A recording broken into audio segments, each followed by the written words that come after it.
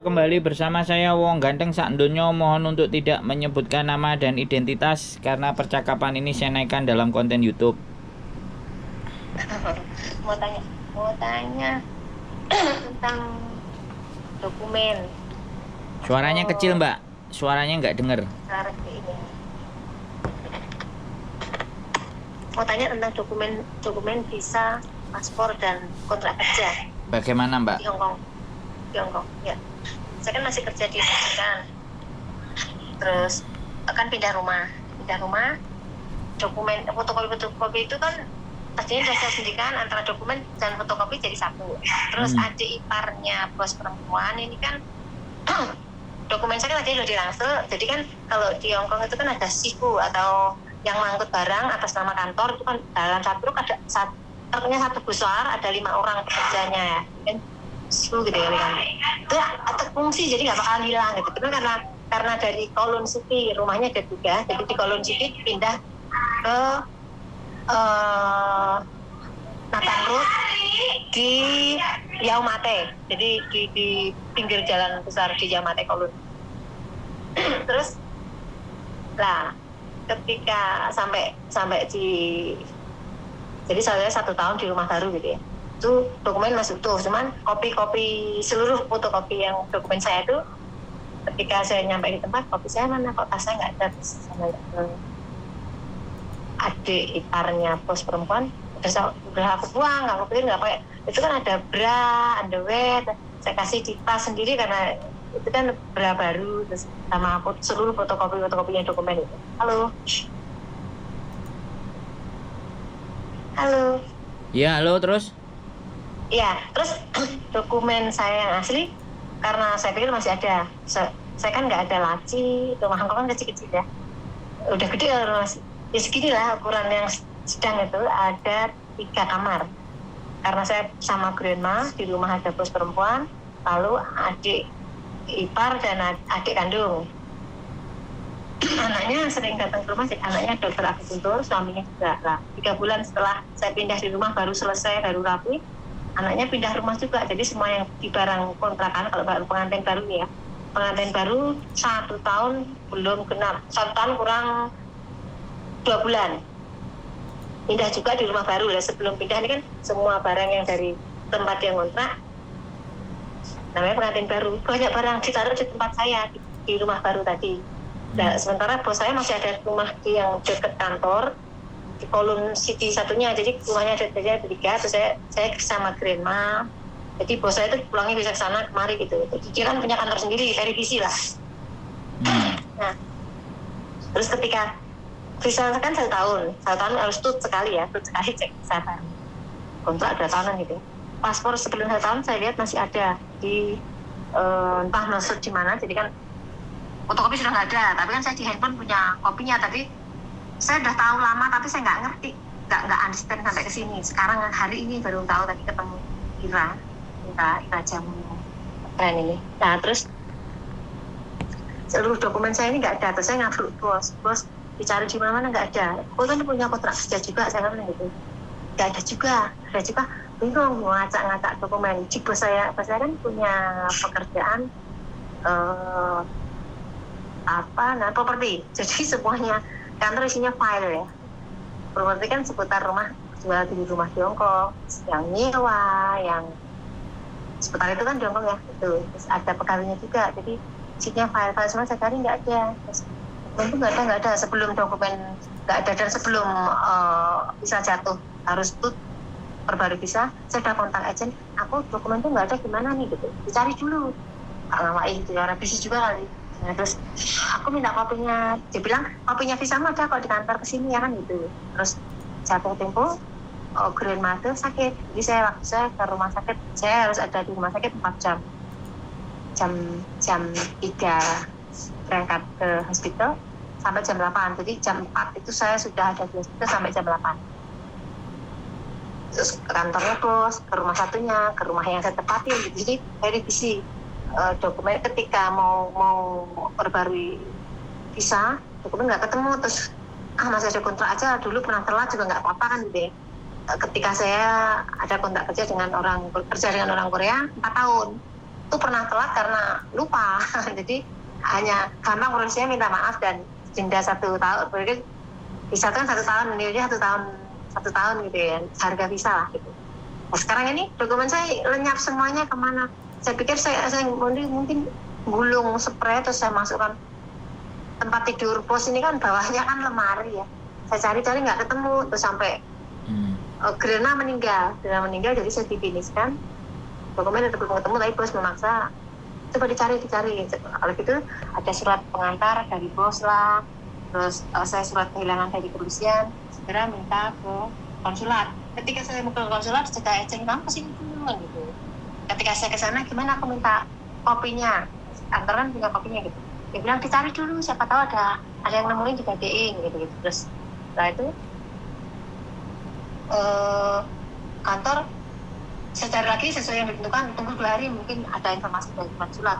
Nggak ada, saya kan dari visi juga nggak nuruti dokumen aja, disuruh pos harus siap, namanya aja pekerja membantu kan ya. Nah, and then akhirnya ditentukan oleh agensi tanggal sekian kamu sini. Saya ke sana, aku masih meeting suruh nungguin berai, saya jam kerja. Setelah itu saya jarak jauh, jadi dari rumah telepon ke agensi, gimana dokumennya nggak ada, aku minta kopinya untuk visa biar aku bisa dulu kan, atau saya tunjukkan ke konsulat. Nah ternyata itu 31 Maret ya, 31 Maret sekarang Maret, April, Mei, Juni, Juli, Agustus. Jadi Agustus ini saya baru tanggal 2 Agustus saya baru keluar dari majikan, hanya aja pengantaran tertulis sampai 31 Juli yang gitu ya. Itu dikasih surat seperti kelakuan baik, kerjanya baik gitu ada, terus surat-surat apa yang untuk imigrasi itu ada, positif semuanya gitu kan. Cuman ketentuan visa ini bagaimana saya nggak tahu. Terus ketika saya mau lapor ke konsulat, aja nahanan terus, kamu cari dulu sampai ketemu. Terus saya kan bingung karena terikat pekerjaan, saya nggak bisa sana kemari. Cuman saya sempat lapor ke polis untuk kehilangan dokumen tadi gitu. Ini tadi saya ke konsulat telat, terus bagaimana itu? Kan berarti saya nggak ada visa, cuman nggak ada visa kan masih ada bos gitu. Saya udah lapor bos sudah kebingungan karena bosnya juga nggak ada di Hong Kong, ke Thailand, ke Cina tapi yang naik pesawat, yang Cina tengah-tengah sana. Jadi kalau bukan Cina pinggiran sini naik tren itu bukan.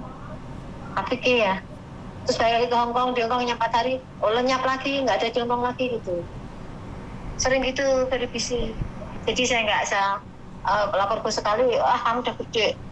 Terus gaji saya kan juga gaji di atas gaji standar Hongkong ya, itu terimanya kan 7 sampai 7,5 lumayan. Setahun bisa ratusan juta, 200 juta lebih dapatnya. Sama-sama untuk terus suka di visit spa, jadi ada tambahan gitu. Jadi sebulan bisa ngumpulin di atas 16 juta lah, lumayan lah gitu. Ada yang bisa 20, bisa 21 gitu. Bos murah duit lah tuh. Terus jadi saya baru keluar dari pos 2 malam, hari ketiga ini saya bingung mau lapor. Saya nunggu dokumen saya ternyata nggak ketemu sampai saya harus sudah keluar, sudah difiniskan bos karena Grandma meninggal. Terus tadi ke konsulat telat, minggu aja nanti cari ke Agus Stafan gitu. Terus saya ketemu Ira gimana gitu, kalau dokumen ini hilangan di luar gitu. Tak kasih ke ini pakarnya kan gitu. Itu gimana ini kan? Jadi visa saya nggak ada. Kalau yang di Hongkong yang dibilang nanti, setahu saya kalau overstay sebelum 3 bulan harus segera lapor. Ini saya tahu. Cuman saya lapor nggak ada. Agen tetap maksa cari dulu.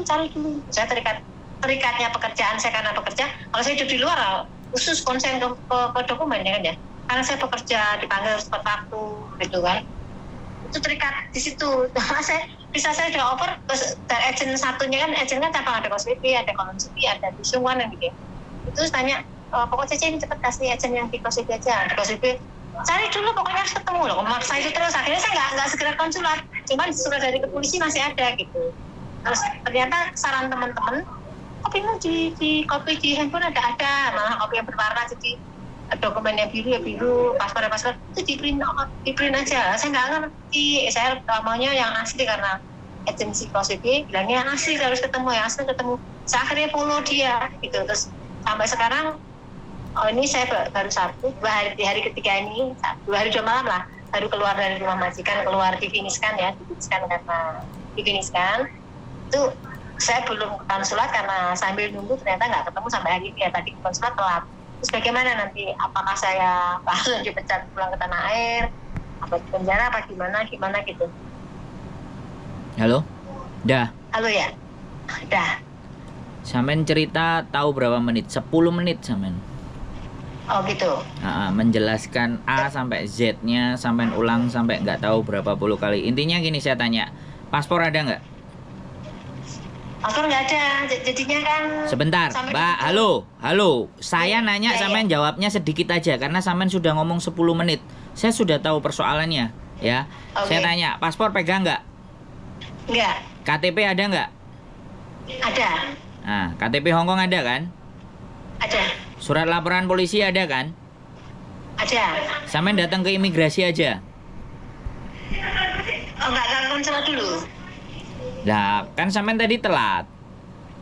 Oh, tadi telat ya. Kan sampean mau cari kontrak pastinya kan. Kopi kontrak kan kalau nggak ada semuanya ada print, ya udah print, datang ke imigrasi. Tapi selama sampean sampean pegang KTP, itu nggak ada masalah.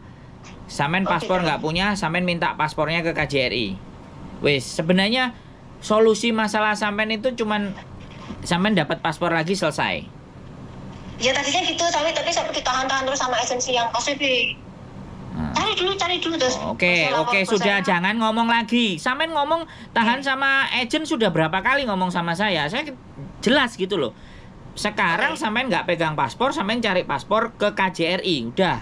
Nggak usah dengerin agensi. Kalau sampean dengerin agensi sampean overstay, nanti sampean nggak punya paspor. Bisa dipahami nggak? Oke. Dan sampean finish. Tahu nggak kalau finish? Visa terakhir di finish itu tanggal berapa? Kalau sampean sudah melewati itu, selesai. Sekarang saya tanya, apakah sampean sudah melewati itu? Oh, difinishkan karena meninggal. Duh, lah ya Mbak, majikan baru keluar 2 hari ini. Saya kasih tahu ya, majikan meninggal. Kalau yang tanda tangan majikan yang meninggal hari itu juga sampean selesai visanya. Oke. Belum bos saya. Nah, dengerin saya ngomong. Makanya saya ngomong nih. Saya belum, jangan dipotong dulu omongan saya biar sampean ngerti, oke? Sampean udah 10 menit ngomong sendiri ya. Oke, saya mau kasih penjelasan nih buat sampean gantian. Belajar mendengarkan kata orang ya. Jadi jangan cerita sendiri karpe dewe. Jadi otomatis sampean keluar 2 hari. Kalau sampean difinishkan karena nenek meninggal, itu harusnya sampean masih punya 14 hari. Karena majikan sampean kan masih ada. Ya. Oke. Jadi kalau kayak gitu segera minta paspor. Oke, setelah minta paspor cepet cari majikan di agent. Kalau sampean masih mau di Hongkong. Karena sampean majikan meninggal dan difinishkan, ada rekodnya, ada surat meninggalnya, sampean sampean pasti diizinkan untuk bisa dapat majikan lagi. Sekarang yang harus sampean lakukan cepetan ke KJRI. Sabtu besok libur dia, Minggu pasti. Silakan Minggu datang. Oke. Minggu minta. Nah, setelah minta, sambil minta kalau Sabtu besok ke agent, cari majikan di agent. Sampaikan ceritanya. Nah, kalau sampean masih cocok dengan agent itu, silakan balik. Kalau nggak cocok, ganti agent lain, ya. Atau dibantu dengan agent saya juga nggak ada masalah. Terserah sampean hatinya mau kemana. Karena statusnya adalah sampean finish gara-gara nenek yang sampean jaga meninggal. Dan surat meninggalnya ada. Oke, jangan dipotong dulu saya ngomong. Kok mesti loh dikasih tahu? Ya, saya baru ngomong 4 menit loh, sampean sudah motong. Sampean 10 menit aja aku nggak motong kok. Oke? Jadi, silahkan sampean ke agent. Dan tidak perlu khawatir dan tidak perlu panik. Posisi sampean tidak dalam bahaya. Oke? Posisi sampean tidak dalam bahaya. Saya bilang, jadi nggak perlu kancong. Ya. Tanya ke agent, ada majikan nggak? Kalau ada majikan, cimeng. Dia pasti punya data sampean, walaupun sampean nggak punya paspor. Bisa dipahami nggak? Nggak usah khawatir. Itu kalau sama agent yang lawas, yang lama, yang sampean bolak lagi. Kalau mau agent saya, ya pastinya saya akan nunggu paspornya sampean. Tapi untuk dapat majikan, untuk interview nggak harus punya paspor duluan. Isi datanya belakangan. Kalau memang sudah ada interview dulu nggak ada masalah. Wes, sekarang setelah penjelasan itu apalagi yang belum jelas. Nah, kalau kayak gini kan enak.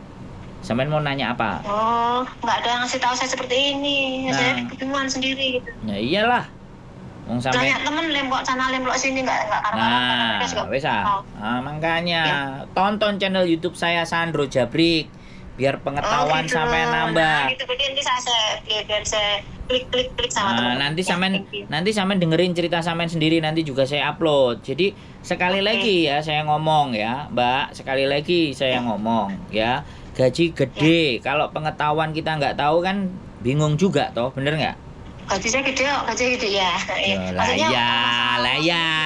Makanya dengerin aku ngomong, gaji gede pun kalau pengetahuan kita nggak banyak, ya kan? Yes. Ya bingung juga. Tapi kalau kita pengetahuannya banyak, walaupun duitnya nggak banyak, itu bisa jadi banyak, gitu loh, ngerti nggak? Iya, betul. Makanya yang paling penting adalah pengetahuan, bukan uangnya. Anak-anak kan semuanya omongannya uang. Nah, giliran kayak gini bingung ya. Aku uang nggak banyak, yang banyak uang istri saya, karena uang saya dibawa istri saya. Jadi kan kayak gitu tuh. Tapi kalau masalah pengetahuan oke ya. Jadi sampean tenang, santai, dan sekarang sampean tinggal di mana nih? Boarding apa ngekos sendiri? GD, Hongkong. Oh, dompet Dompet duafa. duafa. Sik. Ya. Saya tanya, di dompet duafa tadi ada ustadz nggak yang profesor pakai kacamata? Ustadz yang setiap hari kesini aja. Yang setiap hari Makan bukan? siang. Yang habis Jumatan makan siang di sini. Yang baru datang dari Indonesia yang pakai kacamata? Belum. Profesor, belum nyampe situ? Belum masuk ke di sini. Oh, soalnya tadi saya dengerin ceramah. Katanya dia juga profesor. Terus aku tertarik gitu loh. Barangkali mampir Dede. Kalau mampir Dede, salam lah, nanti tak ajak podcast. Katanya dia datengin majelis taklim, makanya mungkin datangnya Jumat, Sabtu, Minggu, mungkin besok baru pengajian. Kalau ada ya, profesor pokoknya pakai kacamata yang dari Indonesia. Oke. Minta Jadi tolong. setiap hari sholat jamaah ke kantornya. Saya minta tolong, saya dikabarin. Saya tertarik soalnya. Oke. Mau tertarik mau podcast karena pengetahuannya bagus buat dibagi buat teman-teman. Oke ya. Jadi sampean sudah jelas. Jelas. Nah, kalau belum jelas sampean boleh tanya lagi. Uang belasan ribu dolar sih. Kok gimana nih? Gimana? Maksudnya gimana nih? Iya. Halo? Kalau saya kan gimana cara mendapatkan paspor, ditakut-takuti aja harus ketemu. Akhirnya saya follow sampai hari ini. Saya mau konsulat, nunggu sehari, ternyata paspor nggak ketemu. Terus majikan, ada apa pakai nomor telepon ini mas, cari aku. Terus semua teman-temanku udah kasih tahu bahwa kamu baik, ini surat keterangan dan tulisan Cina ya, biar kamu mendapatkan mudah, karena data gak enak kerjaan ya. Maksudnya ada adik perempuan dan suaminya udah bisa kerja sendiri di rumah dia gitu kan, kantor dia, ini gak ada kerjaan.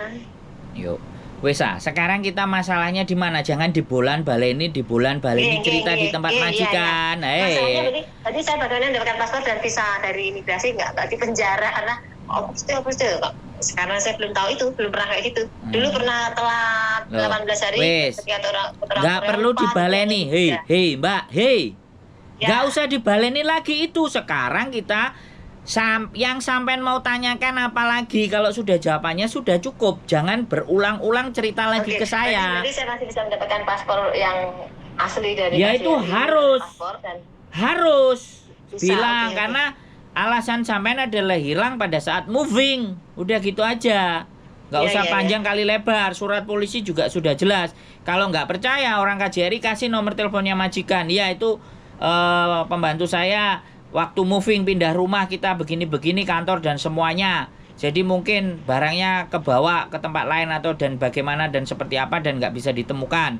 Dan saya sudah mengeluarkan dia, tolong dibantu. Nah itu kalau dari sisi majikan, kayak gitu loh. Paspor itu tanggung jawab pribadi sampean. Tapi kalau itu hilang, sampean boleh minta ke negara lagi. Ya, nah, negara Indonesia di Hongkong ini di mana? KJRI. Wes, ya surat polisinya sudah jelas. Wes, kalau disuruh ngomong jangan dibolan baleni. Ya ceritanya jangan bulet aja ya. Wes, Oke. saya tanya sekali lagi, sudah jelaskah apa yang saya jelaskan? Sudah understand semuanya. Nah, sudah nggak ada yang butuh ditanyakan, berarti sampean bisa. Ya, Enggak, kalau ya. aman ya? Oke. Aman. Ya wes, salam nanti buat Oke, orang di oke. Dompet Duafa, Mas Bayaki, salam dari Sandro. Kapan mau Oke, podcastnya? Saya klik. Oke. Nah, Thank disampaikan you. salam saya ya, oke? Ya. Nah, sehat selalu, matur sembah nuwun. Assalamualaikum Ya, thank you. warahmatullahi wabarakatuh. Waalaikumsalam warahmatullahi wabarakatuh. Oke teman-teman semuanya, mohon maaf saya nggak marah ya, tapi agak sedikit nadanya tinggi lah ya, untuk jelasin agar supaya orang itu atensi kepada saya sih, sebenarnya bukan marah. Buktinya sekarang saya juga ngomong santai kepada teman-teman semuanya. Jadi sekali lagi, jangan bingung, jangan panik, dan jangan galau ya. Semuanya selalu pasti ada solusinya. Semua pasti ada penyelesaiannya. Sekali lagi, tetap tonton channel saya, keep stay tune my YouTube channel, and see you next video. Bye bye.